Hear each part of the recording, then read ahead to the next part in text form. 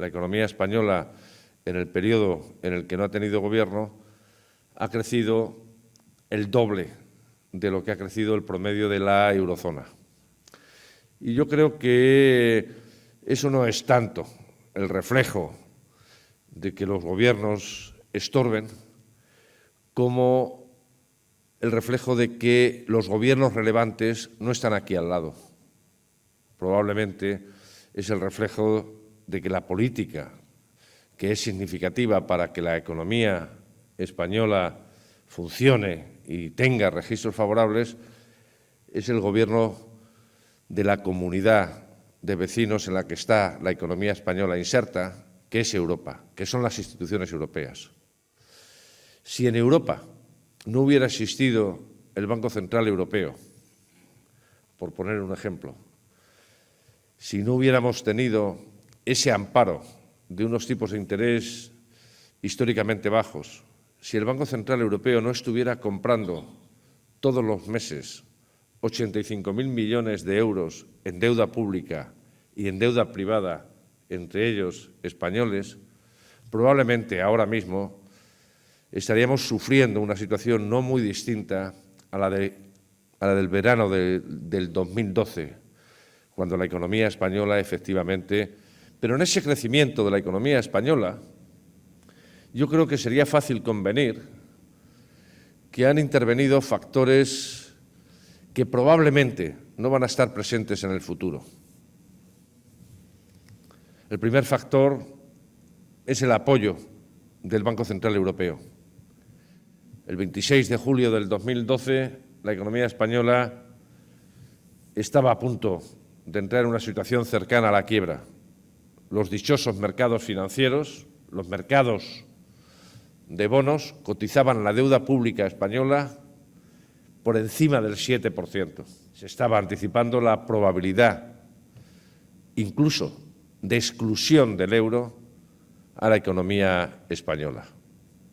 Y en ese momento, el 26 de julio del 2012, el presidente del Banco Central Europeo, a las 2 de la tarde, convoca una rueda de prensa y dice aquello de: haré todo lo que esté en mi mano por evitar que los mercados financieros coticen la fragmentación o la exclusión de algún país del euro.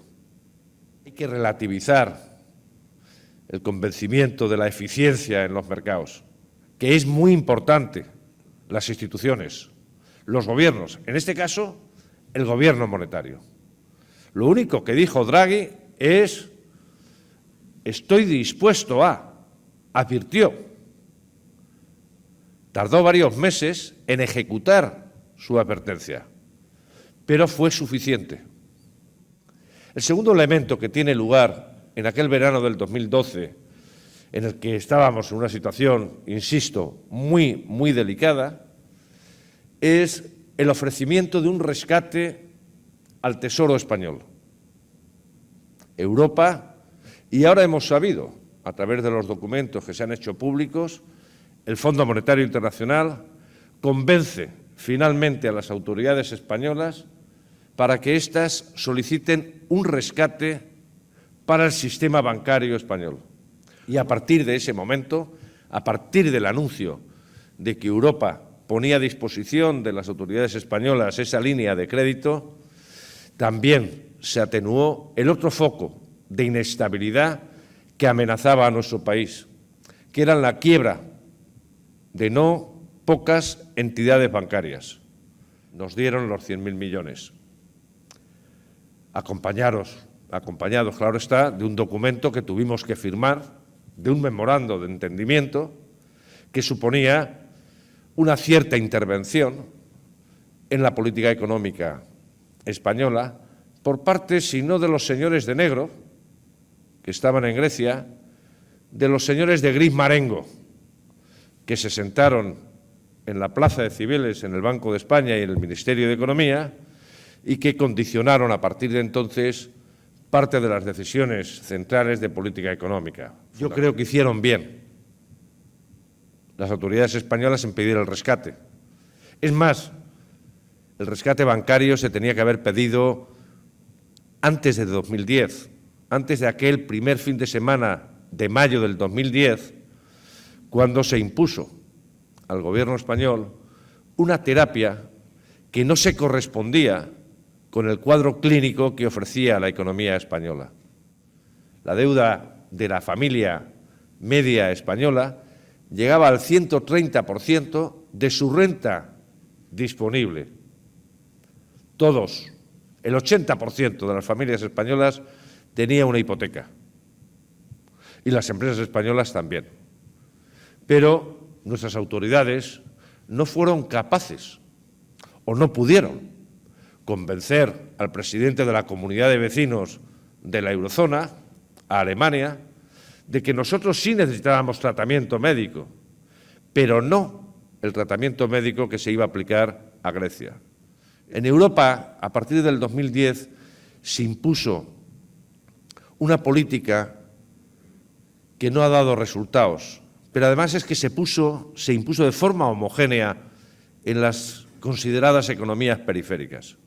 Y lo que hemos visto es que la austeridad no era precisamente la terapia aconsejable para las economías, desde luego para economías como la española. Al día de hoy, nuestra deuda pública es 3 veces la que teníamos el 31 de diciembre del 2007. Al día de hoy tenemos un déficit público que supera el 4,5%, que está, de alguna forma, violando las normas de la propia Unión Europea. El segundo apoyo que ha tenido la economía española, y es clave, ha sido clave, es unos precios de las materias primas históricamente bajos, y en particular el precio del petróleo y del gas. El tercer factor que ha favorecido este crecimiento muy significativo de la economía española tiene que ver con factores internos, tiene que ver con una moderación salarial sin precedentes, a la que los salarios en nuestro país cayeron de forma significativa, se moderaron y en algunos casos se redujeron de forma significativa, y las empresas, sobre todo las empresas medianas, hicieron de la necesidad virtud y con precios relativamente ajustados, iniciaron una aventura exportadora muy importante. Si tuviéramos que deducir una lección, una consecuencia favorable que ha dejado la crisis económica en nuestra economía, yo apuntaría precisamente ese aumento de la propensión exportadora. Y el último factor, el cuarto factor que está propiciando este crecimiento, al menos hasta el segundo trimestre de este año, tiene que ver con una inyección fiscal, con un estímulo fiscal, con esa reducción de impuestos que el Gobierno llevó a cabo el año pasado en el contexto de la propia campaña electoral y que supuso una reducción del IRPF relativamente significativa y, sobre todo, una reducción en el impuesto del beneficio sobre las empresas, en el impuesto de sociedades, que en ambos casos liberó renta. Y que lo que nos debemos preguntar ahora es si los mismos van a tener vigencia el año que viene, para a partir de ahí deducir si el comportamiento de nuestra economía va a ser equivalente al de este año. Ya hemos visto alguna señal en el tercer trimestre de este año de pequeña desaceleración en el ritmo de crecimiento, que el Banco Central Europeo a partir de marzo podía prorrogar algo su política monetaria expansiva, pero es verdad que tiene el marcaje, la presión de Alemania, que insiste en que el Banco Central reduzca la excepcionalidad, la heterodoxia en la que está inmerso. El segundo factor que probablemente no va a tener la contribución al crecimiento que ha tenido en el pasado son los precios de los hidrocarburos. Ya lo estamos viendo. El tercer factor, que tampoco es previsible que tenga vigencia el año que viene, ni es previsible y en mi opinión no es conveniente, es salarios que sigan cayendo. No es bueno desde el punto de vista de la cohesión social que el coste del ajuste lo paguen quienes menor capacidad defensiva tienen, Pero con independencia de esta consideración, más o menos normativa, política, moral, si quieren, es que técnicamente no es bueno. Pero al mismo tiempo es necesario que haya algo más de rentas para que la propensión al consumo también se anime y aquellas empresas más dependientes del gasto doméstico puedan, de alguna forma, asentar sus decisiones de inversión, sus decisiones de creación de empleo. Es previsible que en el 2017 siga la tónica más o menos laxa, sobre todo en términos impositivos, que hemos tenido el año pasado? Mi respuesta es no, porque España, como saben, está inmersa en un procedimiento disciplinario europeo por déficit excesivo. El 23 de junio pasado, un referéndum en el Reino Unido por el que se llegaba a la conclusión de que va a haber un divorcio entre el Reino Unido y las instituciones europeas. España es uno de los 4 socios comerciales más importantes del Reino Unido. España es el único país, junto a Alemania, que tiene un superávit comercial con el Reino Unido, que le vendemos más de lo que ellos nos venden. Pero que el Brexit va a afectar a la eurozona, es cierto, va a afectar primero a la economía británica y se va a crecer menos. El otro problema que genera incertidumbre política es también supranacional y tiene que ver, como insinuaba Eduardo San Martín, con la elección de Donald Trump como presidente de los Estados Unidos, ¿no? La experiencia nos dice que aquellos países que apelan al proteccionismo, al final lo que tienen es pan para hoy y hambre para mañana. Nunca se había recordado un presidente de los Estados Unidos con un programa comercial tan proteccionista como el de Donald Trump, con la excepción de Herbert Hoover, que llegó a la presidencia de los Estados Unidos en 1928, con el planteamiento de aplicar aranceles muy elevados a las importaciones de productos agrícolas del resto del mundo. Y en el año 30, efectivamente, puso en marcha esas medidas proteccionistas, pero fundamentalmente sobre la industria, no sobre los productos agroalimentarios. Y el resultado, como la observación empírica ha puesto de manifiesto, fue la agudización de la gran recesión.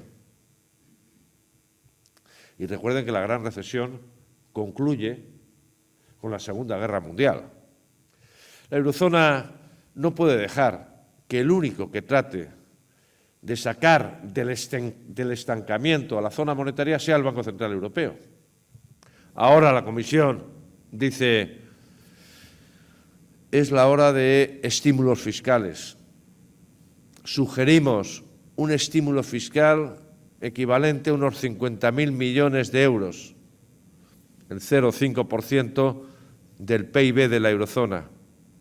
Ahora bien, no lo pueden llevar a cabo aquellos países que están intervenidos, que están sujetos a un procedimiento de déficit excesivo. Nosotros tenemos una tasa de paro del 18 y pico %, pero es probable que en torno al 14 o el 15% de esa tasa de desempleo sea desempleo estructural. Es decir, sean desempleados cuyas cualificaciones o cuya edad no vaya a permitir su reinserción en el mercado de trabajo. Durante estos años, la distribución de los costes de la crisis ha sido manifiestamente desigual. El 34% de los españoles gana menos de 1.215 euros brutos al mes. Bueno, es una señal inquietante. Nuestro Gobierno debería, no tanto obligar a las empresas a que subieran los sueldos, no se puede hacer, pero sí dejar de dar la callada por respuesta, tentar la suerte, en última instancia, de esa estabilidad relativamente excepcional en términos políticos, en términos de europeísmo que tiene nuestro país.